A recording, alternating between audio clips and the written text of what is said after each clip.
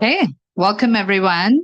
Very nice to have you all here, and a real pleasure to have you both join us today. We're going to have a good and interactive discussion about decarbonization in the food supply chain. Obviously, a very big topic for us today. Before I set context, I want to quickly introduce my fellow panelists here. We have Ferru Gurtas, Corporate Affairs Director, Asia, Middle East, and Africa of Tetra Pak. Doesn't need much of an introduction, Tetra Pak, but for those that don't know, a global food packaging and processing company headquartered in Switzerland. We also have Adam Brennan, Group Director of Sustainability at Thai Union. Also, Thai Union doesn't need much of an intro, but for those that may not know, globally leading seafood processor headquartered in Thailand. So a very warm welcome to you both. And it's really interesting to be here at this COP talking about the food and ag decarbonization. Obviously, a big declaration at this COP around the need to focus on the food systems globally. And perhaps telling us some things that this industry has known. A quick introduction on myself. I'm Maya Hari. I'm the CEO of Terrascope. We're an end-to-end decarbonization software platform focused on food, ag, consumer, and retail businesses, helping go through their net zero journey. A little bit of context setting, and then I'm going to get started with the questions and a deeper introduction on each of you. Why are we here and why are we talking about this topic today? If you think about food and ag systems globally, about 34% of global emissions comes from this sector. So, thinking about the world going through and solving the problem of climate change really cannot do this without big changes and big decarbonization efforts in this space, right? If you really break down that large number and you start to think about where in the value chain there is concentration of emissions, what are the problems to be solved in this world, you start to see that just thinking about kind of break the value chain down, there's the upstream, emissions where produce is created, farmed, caught, etc. Then you have the midstream where it's processed, and you have the downstream where it's distributed and sold. And you see that in the upstream emissions, even before produce leaves a farm or facility, a tremendous amount of emissions, nearly 50% of upstream emissions come from there. And you think about both the farming practices, but also a large part of food waste and food loss contributes to this. If you look further down the downstream side, you see that packaging is a very important element of decarbonization.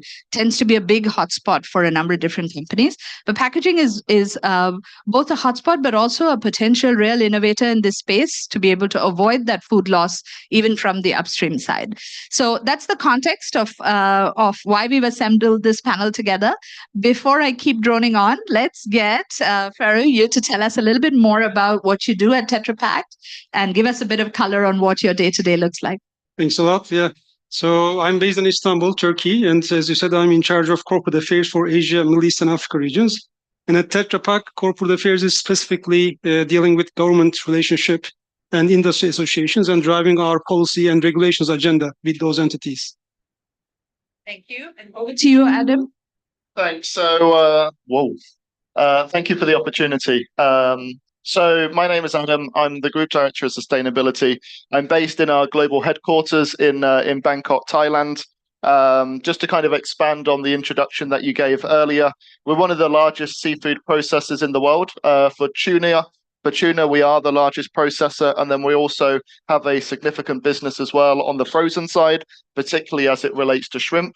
And then we also have a growing pet care business as well. So we're actually three separately listed companies on the Thai Stock Exchange across ambient tuna, frozen shrimp, and pet food. And then we also have an upcoming side of the business around protein diversification focused on alternative proteins, and we've made some investments in cell-based as well. Great. Sets us up very well for a wide range of topics around this. But maybe let's start with the very first part of thinking about emissions in this value chain.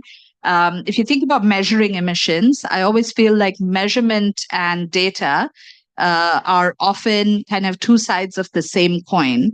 To get to a good sense of measurement, you have to have a good sense of data. Can you a little bit, Adam, on how you perceive these two sides of the coin, and how does measurement show up in your world in Thai Union, especially as it relates to the data journey? Yeah, sure. I mean, I think, just to provide the industry with a little bit of context. So Thai Union just had their SBTIs approved, I think about 2.5 months ago. We're the first global seafood processor to have science-based targets that are aligned with 1.5 degrees, both short-term and long-term. So, I would say within the seafood industry, we're still at a fairly early level, whereas a lot of companies are still in the target setting stage. A lot of the companies that I've spoken to are actually put off because of measurements, because of the difficulty in getting data. And so they almost fear, getting started and taking those initial steps. So we actually worked with the Ocean Stewardship Council or Coalition, as part of the UNGC and the Norway team to actually put together a seafood guide on how to take some of those first steps in setting targets and beginning to get better understanding on the measurement side. For us, our supply chain is extremely fragmented. When I talk about our emissions, 90% is within scope 3. And when we look at our scope 3 emissions, they're very, very fragmented. We're talking about thousands of vessels and tens of thousands of farms. And one of the difficulties is, obviously, with the vessels, they're mobile and they're on the high seas and they're outside of a lot of national jurisdictions. And so right now, our initial calculations have used different emission factors.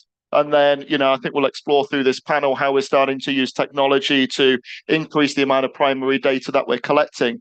But one of the things that's really helped us is traceability.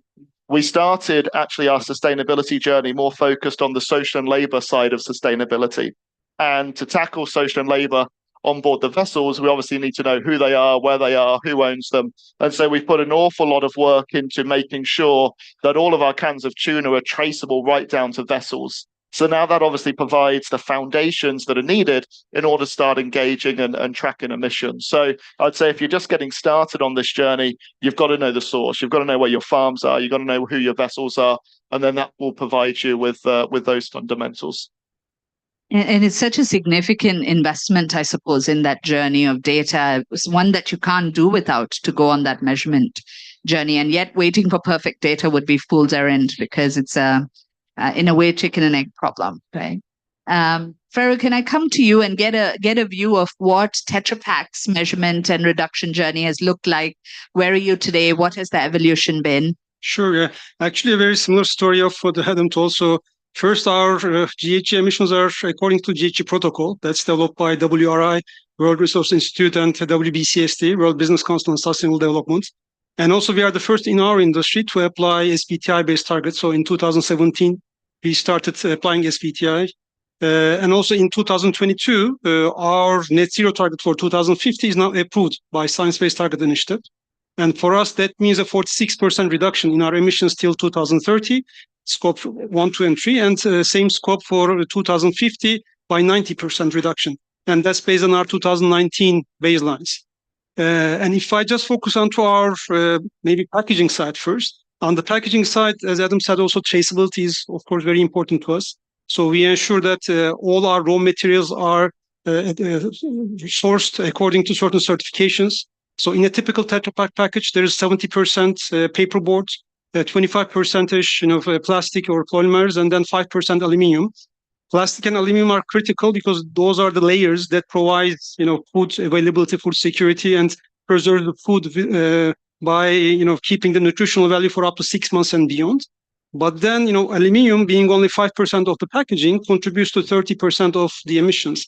And then plastic, being 25% of the packaging, contributes to 33%. So paperboard, being 70%, only generates like 1/3 of the total packaging emissions. So that's why there's a very clear pathway for us that not just from a recyclability perspective, but also from an emission perspective, we need to move towards fiber-based, paper-based materials in our raw materials. And then I'll talk about the maybe food side, the processing side later, because many people know Tetra Pak as a packaging company, but we are really big on processing as well.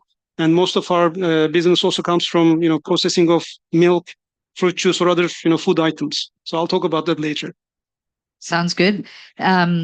if we sort of step back and think through the fragmentation of the supply chain you brought up, Adam, one of the emerging theories has been that having a collaborative mindset with suppliers, but also using your buying power to, in a way, ask suppliers for providing some sort of measurement data, but maybe also a common currency around product carbon footprinting or service carbon footprinting has started to emerge in our space.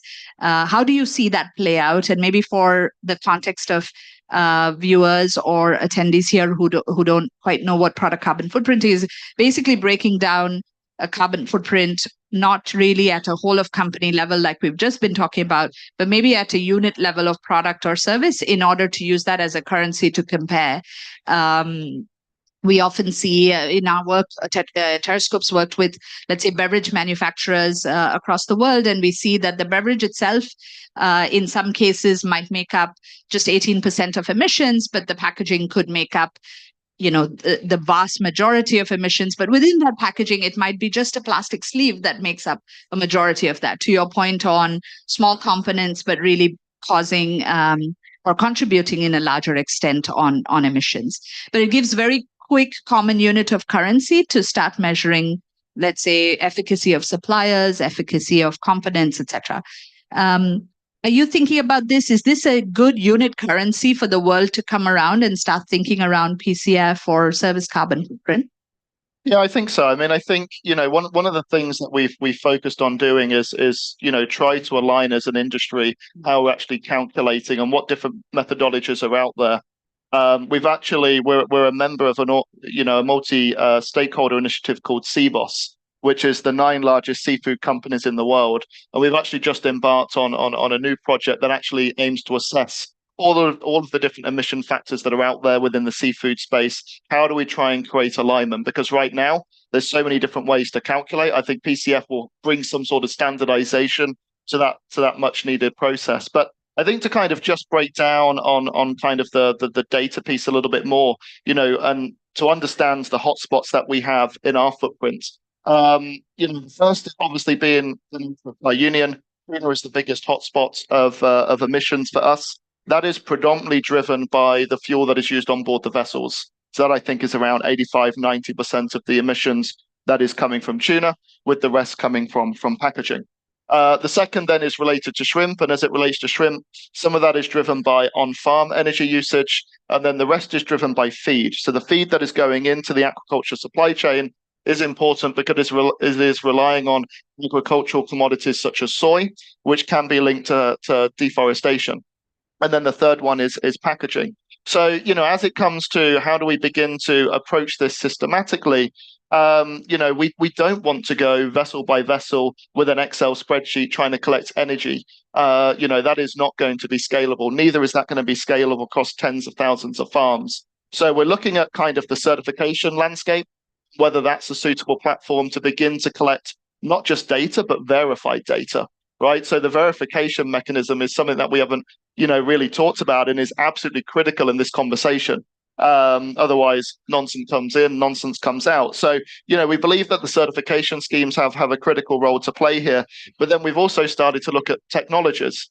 A lot of the vessels have satellite tracking on board that various government organizations are using to make sure that there's no IUU, illegal, unreported, unregulated fishing. But what we could potentially use that data for is also to estimate emissions of those vessels rather than going one by one. So that's something that we're starting to look into, whether we can, try and avoid going down to vessel level and use new technologies in this space. And likewise, we're trying to use satellite technology as well to estimate the energy consumption of all, those tens of thousands of shrimp farms to again avoid going site by site trying to collect data. So, those are some of the key interventions that we see, particularly within seafood, as beginning to move the needle on that data quality, complexity. Great insights there. And I almost feel like, it would be a shame to not embrace all these new technologies, because that's really the way to get efficiency and speed in solving this problem. Let's maybe switch over to kind of thinking about the decarbonization. Once you have your hotspots identified, how does the how does the plan to decarbonize look like? How does the multi-year journey play out? How do you think about the levers that you started to talk about a little bit? How do you sequence it, Farah? Sure.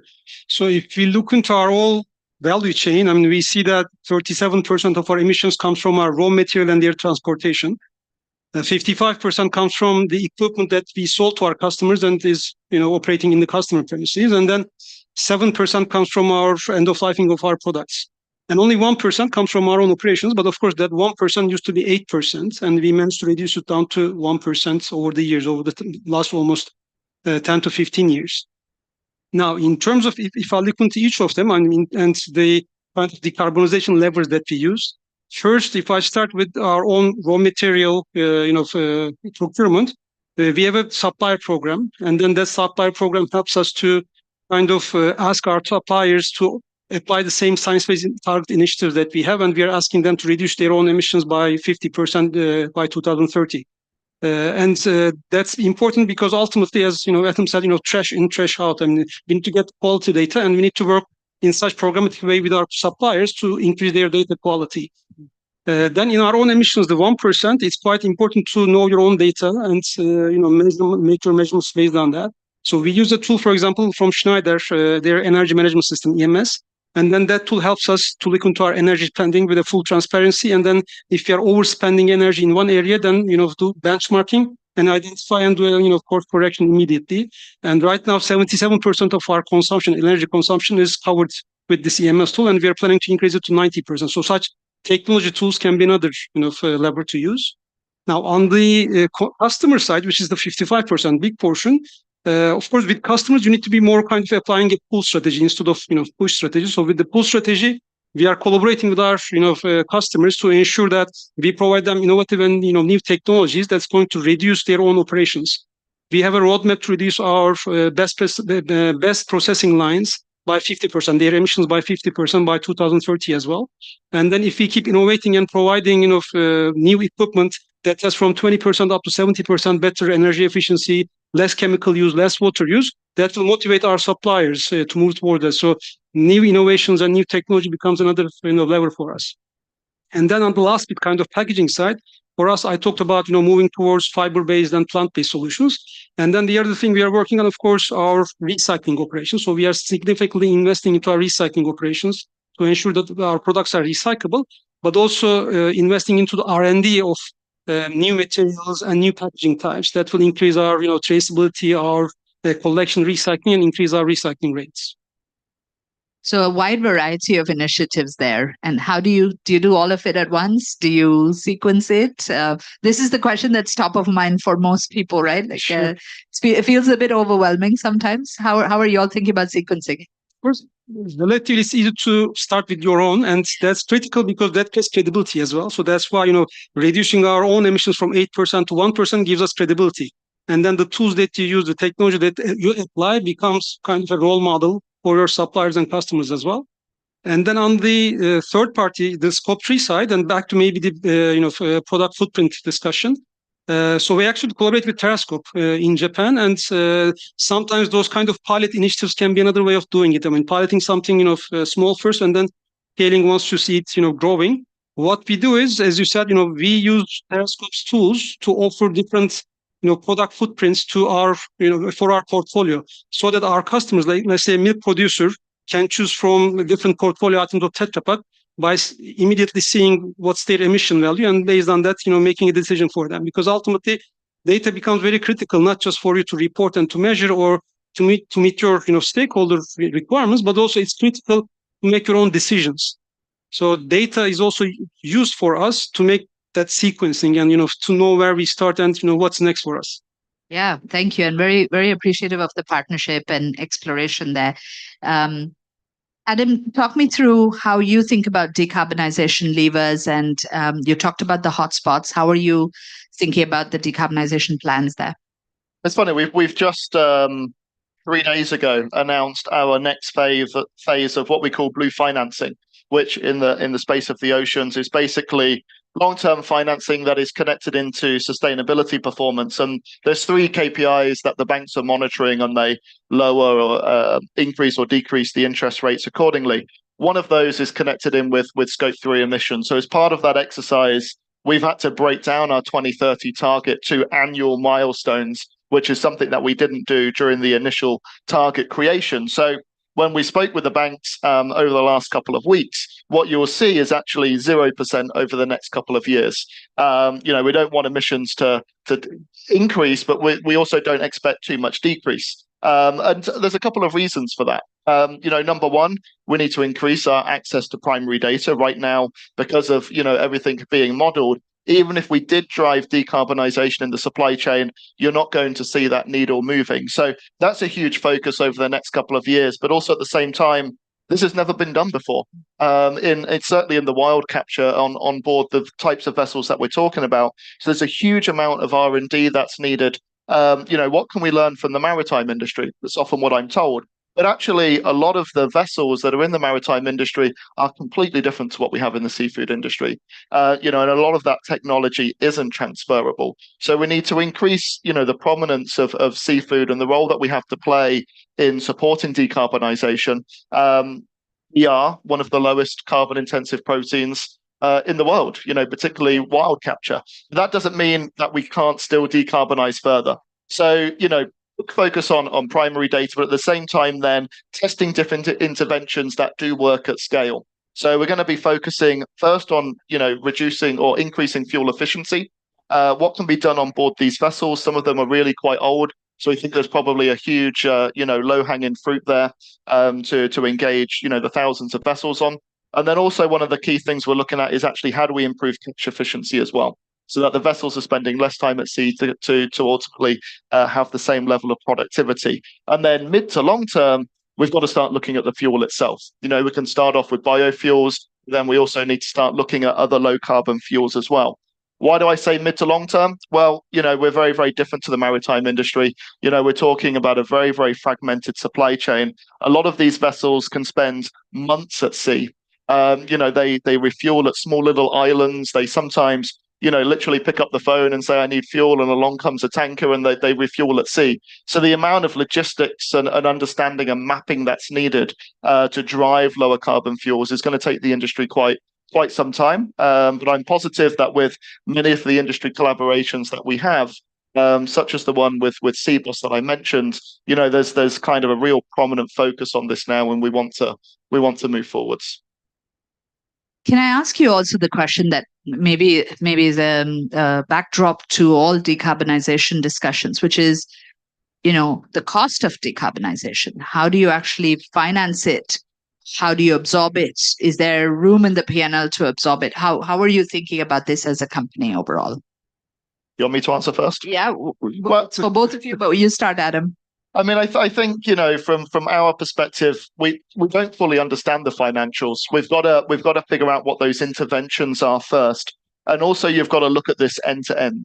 The Thai Union is a large organization, but we actually have two sides of our business. We have a branded side of our business, but then we are also a supplier into some of the world's biggest retailers. You name them, we probably supply seafood products into them. So you've really got to look at the financials end to end. The burden cannot be with the vessel owners. The burden cannot be with the farmers, although they are the ones that are required to, have access to the capex that's needed to drive the progress. But we've really got to look, across the value chain of what can be absorbed. And then there's always the golden question around what the consumer is willing to pay for.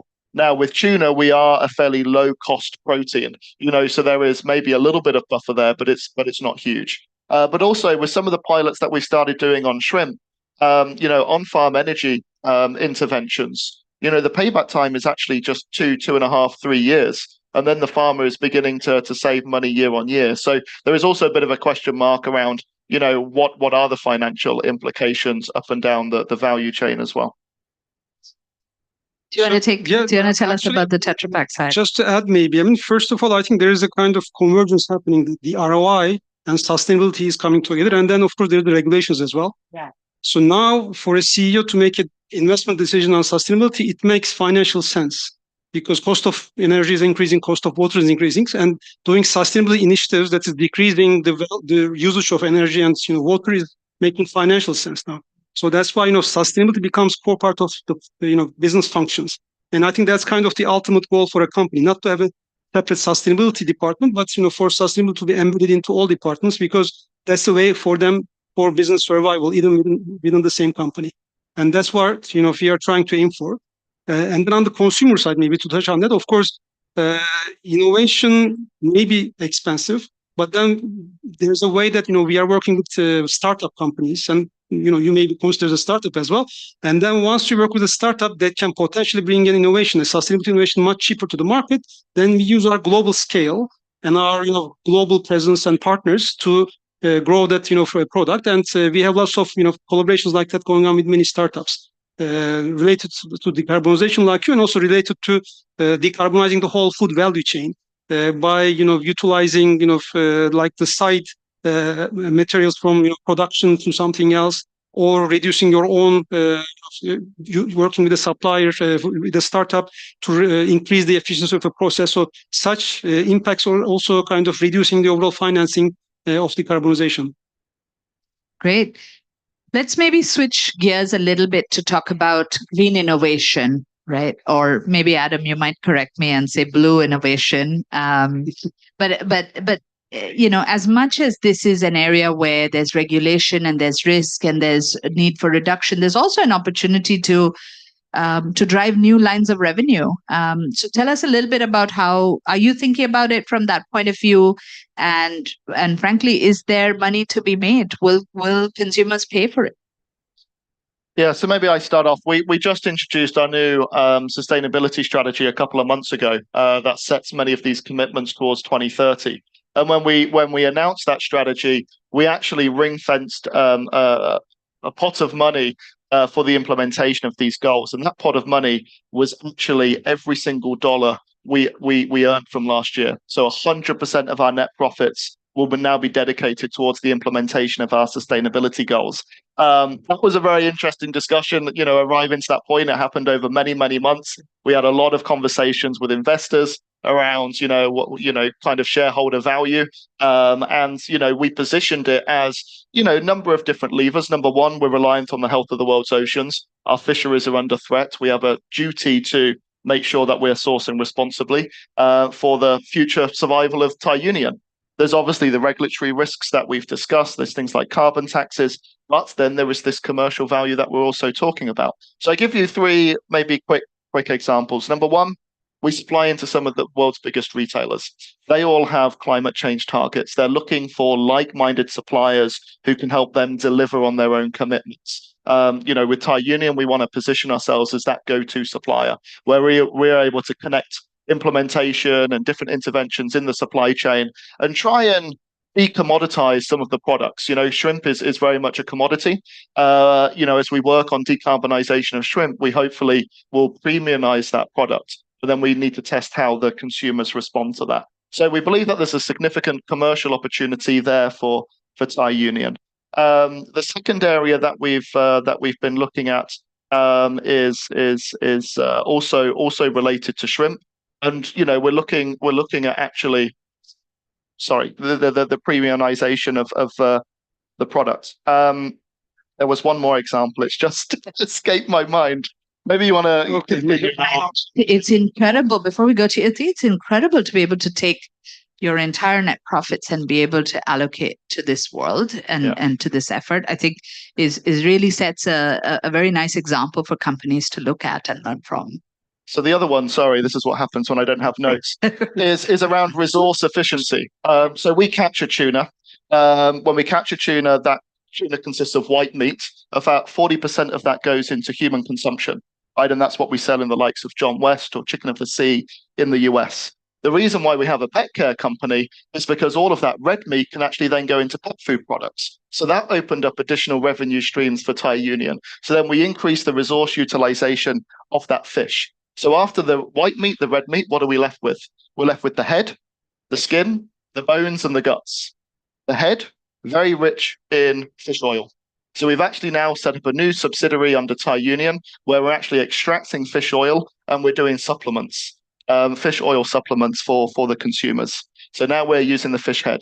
The skin, we're extracting collagen and we're doing collagen supplements. And the bones, we're extracting calcium and we're doing calcium supplements. So, all from sustainability, all around resource use and maximization, we've now unlocked all of these different new revenue streams for the group. So now what we're left with is the guts. And yeah, I don't think anybody wants that supplement. So that's something. Never know. You've got to figure out what it's made of and see what comes next. But I think it's fascinating how you gradually kind of diversify your revenue streams and build efficiency. But over to you, Pharaoh. I just want to build on the examples. I mean, a couple of more maybe on our side. Like we work with brewer's spent grain, which is a side stream of brewery, and then we turned it into another product that can be used for bread making or that is a fiber. Then another example is we created a new technology that manages to utilize 100% of soya.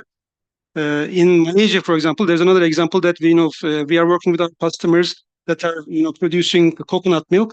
But instead of just throwing out rest, we utilize almost 100% of coconut for other products. So these are, I think, great examples that are for utilization of 100% of the raw material that you have.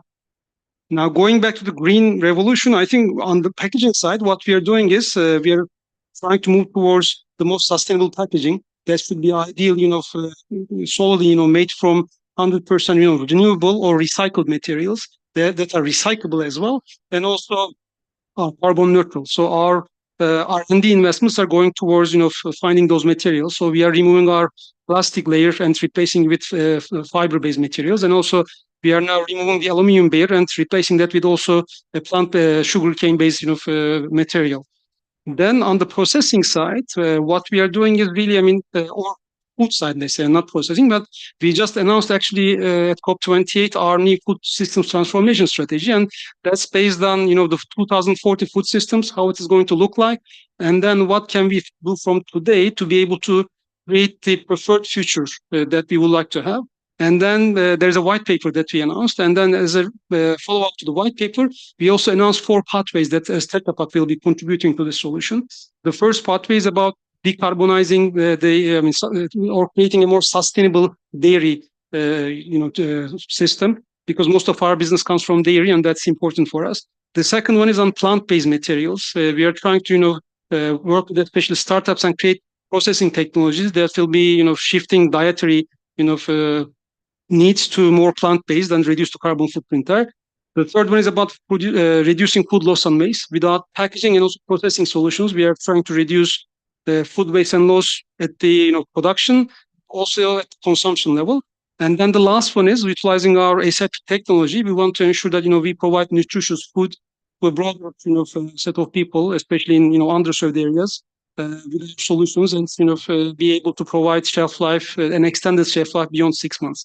So this is the way we want to contribute towards food system sustainability. Great.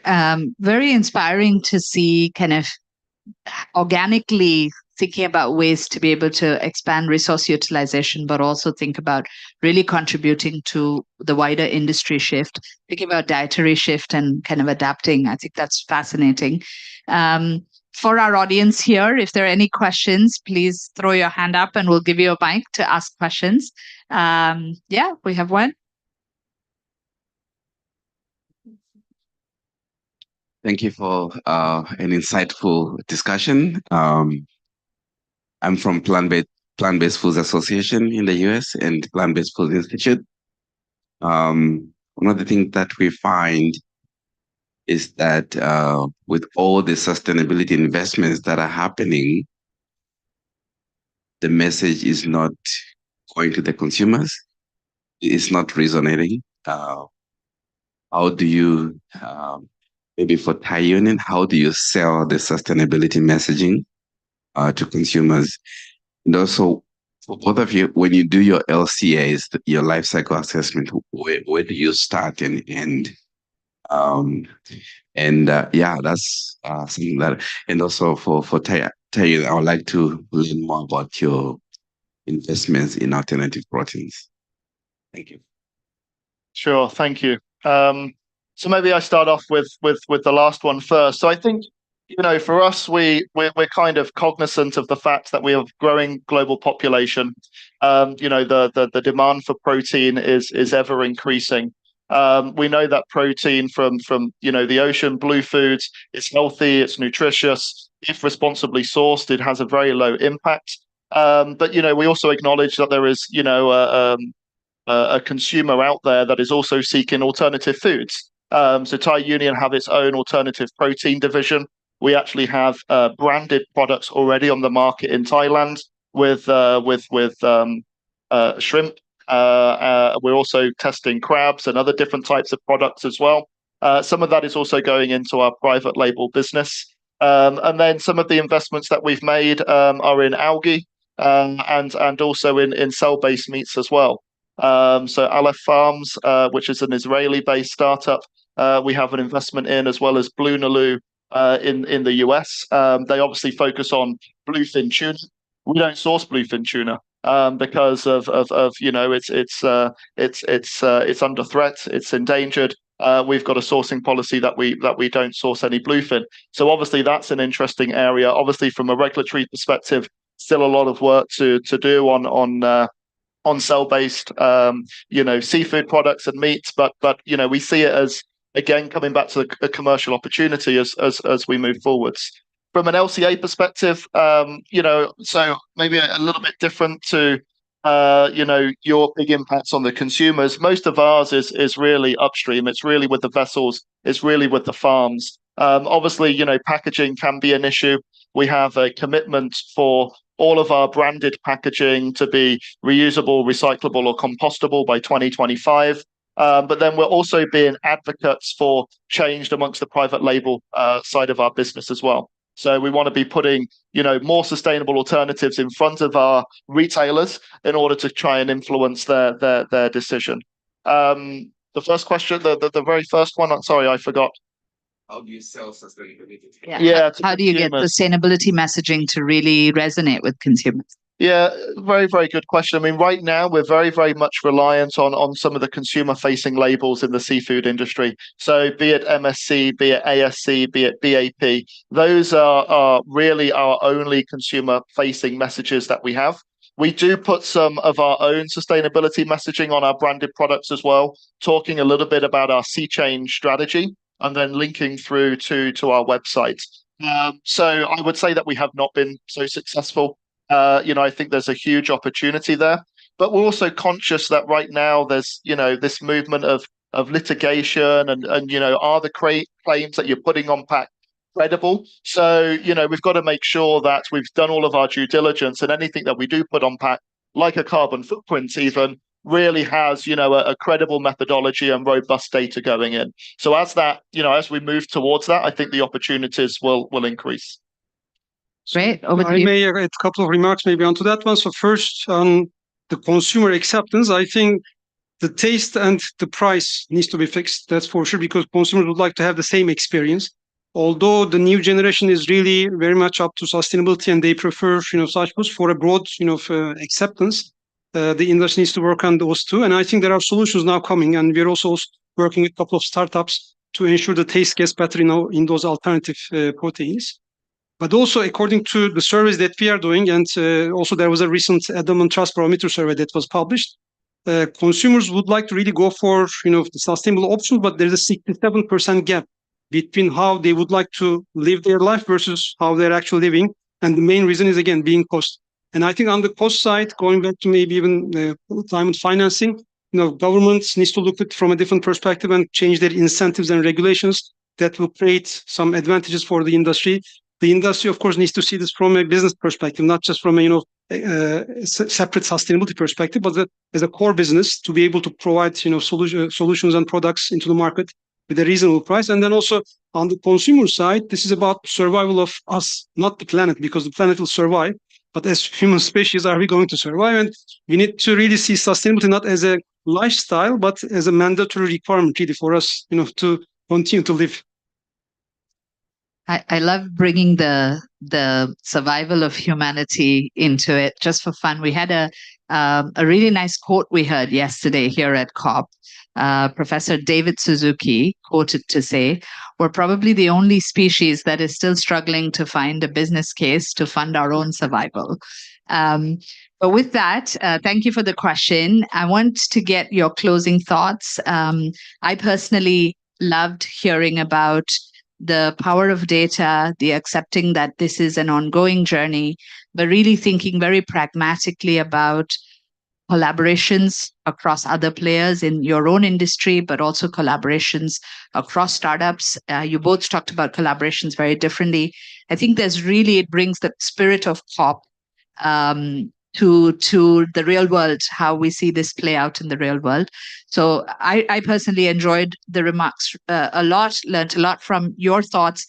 Would love for each of you to leave us with an inspiring thought for everyone here and the virtual audience, in the spirit of making the business case for our own survival as humanities.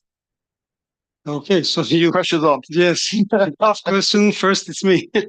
So I think I will start with or I'll end with what you started, because I think we're really appreciating, COP28 presidency and UAE to put food in the heart of, discussions this time.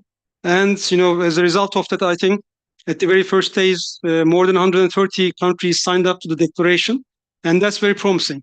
And that's why I think we were very timely, in a way, to introduce this new white paper that we introduced. And I invite everyone to download our white paper and to read about it, because it gives a new and a different perspective of what the future looks like. And then also it defines roles to the governments, to the industry, to the consumers, and what they can do about it. And with that, I think we are kind of looking for the future quite bright, and have those 4 pathways that I mentioned, and we'll be working on them to further our agenda here. Wonderful. Adam? Thanks. So, I think from our perspective, again, it's great to see the prominence of food at COP28. I think that's something that's been a fairly recent transition. For us, there's still a lot of work to do. Although food is now on the agenda, specifically for us, blue food and the attention on blue food is still lacking. Blue food is a solution to our climate challenge. There was a recent report by the high-level ocean champions that looked at the role of the oceans will play as we try and tackle this climate crisis. And there's a huge amount of potential there. So we've got to start looking at some of the solutions. Blue food is a solution. It needs to be done the right way. It needs to be done credibly. But I think the future is bright, and I think we need to break down those silos and start learning from each other as well. Thank you very much. It's been a pleasure. Really enjoyed talking to you about food systems and decarbonizing food systems. Thanks to everyone who joined us. Thank you very much. Thank you. Well,